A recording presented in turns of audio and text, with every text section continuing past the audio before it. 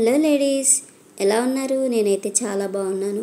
మనం ఈ కార్తీక మాసంలో రోజు ఉదయం సాయంత్రం పూజలు చేస్తూ ఉంటాం కదా.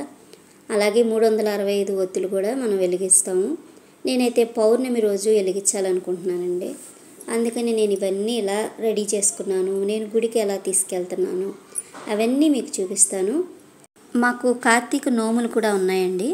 నోములు అయితే ఈవినింగ్ చేసుకోవచ్చు కదా. ఇంకా ఉదయాన్నేమో మనం పొద్దున్నే తెల్లవారుజామున వెళ్ళి ఇలాగా దీపాలు పెట్టేసుకుందామని ఇలా అన్నీ అరేంజ్ చేసుకుంటున్నానండి నైటే.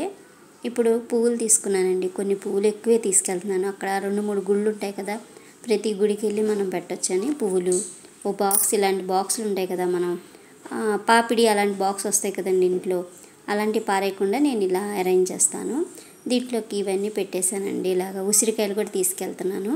పక్కనే రాముల వారి గుడి ఉంటుంది, అక్కడ మనం ఉసిరి దీపం పెట్టొచ్చని ఇంక ఇలా రెడీ చేశాను. ఒక్కలు ఇలా ప్యాక్ చేసేసుకున్నానండి ఈ విధంగా. ఇట్లాంటిదే ఇంకొకటి ఒక చిన్న బాక్స్ కూడా ఉంది.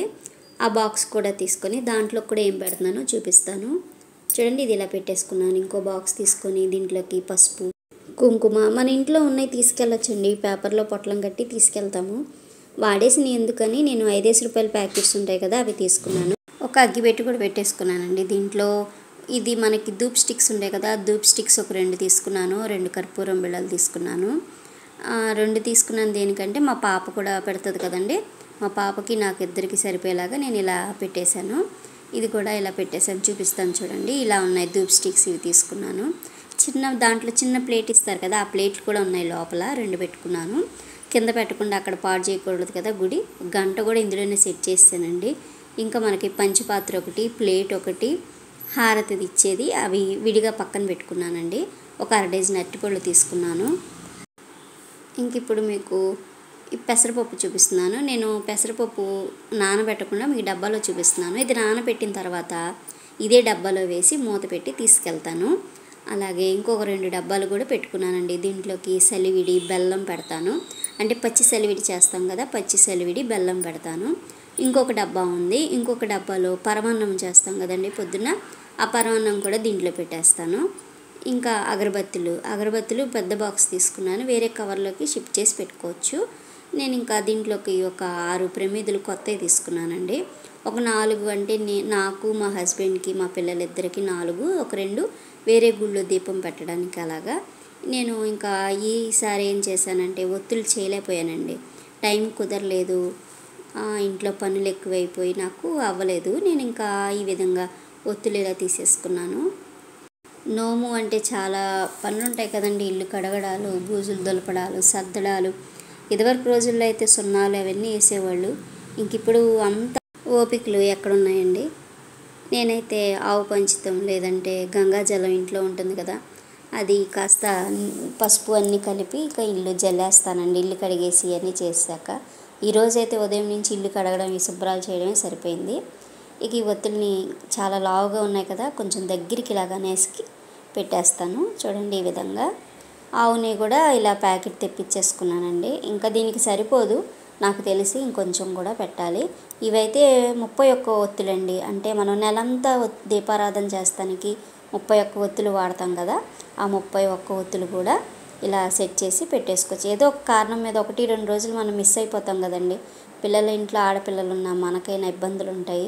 అలాంటప్పుడు మిస్ అవుతాం కాబట్టి ఇలా వెలిగించేస్తే మనం ఈ నెల రోజుల దీపం కూడా అయిపోతుంది కదా అని చెప్పి ఇవి కూడా నానబెట్టేసుకున్నాను. ఇలా నెయ్యి వేసి, ఇంకొంచెం నెయ్యి కూడా పడుతుంది, తర్వాత మనం పొద్దున్నే నెయ్యి వేయచ్చు. ఇప్పుడు ఈ పీల్ చేసుకుంటాయి కదా మొత్తం, రేపు పొద్దున్న మళ్ళీ కాస్త నెయ్యి వేసుకుంటే సరిపోతుంది.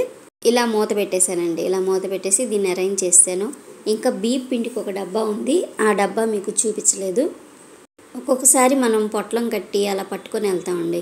ఆ పేపర్లు గుళ్ళో ఎక్కడ వేసేస్తామో ఆ జనంలో హడావిడి ఎంత కాకుండా ఇలా డబ్బాలు అనుకోండి, మనం తీసుకెళ్ళిన బాస్కెట్ ఉంటుంది కదా, ఆ బాస్కెట్లో మనం అయిపోగానే అందులో వేసేయచ్చు. వెనకాతల మనకి వేరే వాళ్ళకు కూడా మనం ఇవ్వచ్చు కదా, కొంచెం కొంచెం ఇవ్వచ్చు. ఈ పొట్లాల్లో అనుకోండి చేయి తడి చెయ్య, పొడి చెయ్య మొత్తం పాడైపోతాయి. అందుకని నేను ఇలా డబ్బాలు ఇలా అరేంజ్ చేసుకున్నాను. ఆ ప్యాకెట్లు పెట్టుకున్నాను. ఒక కత్తిరి ఒకటి పెట్టుకోవాలి. ఇక పంచపాత్ర, ఒక ప్లేట్, ఇవన్నీ రెడీ చేసుకోవాలి.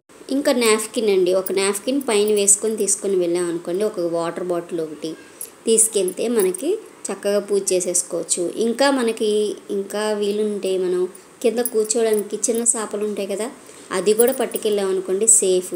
అక్కడ ఏమి ఎవ్వరు ఇవ్వరు గుడి దగ్గరికి వెళ్ళాక, ఎందుకంటే అందరూ పూజ చేయాలి కదండి, హడావిడిగా ఉంటారు కాబట్టి అన్నీ మనం ఇలా అరేంజ్ చేసుకోవాలి. ముందు మన ఇంట్లో మగవాళ్ళతో మరీ పేచియండి, ఏదన్నా మర్చిపోయామంటే వాళ్ళకి అసలు ఊరికినే కోపాలు వచ్చేస్తాయి, ఖర్చు లేని పని కదా. ఇదివరకైతే చిన్నవి మనకి డబ్బాలు ఉంటాయి చూసారా, ఒక 6-7 డబ్బాలు కలిపిన దాంట్లో అన్నీ వేసుకొని వెళ్ళేదాన్ని, అదైనా ఇబ్బంది. అందుకని ఈసారి ఈ విధంగా చేశానండి. ఇదండి నేను ఇలా రెడీ చేసుకున్నాను.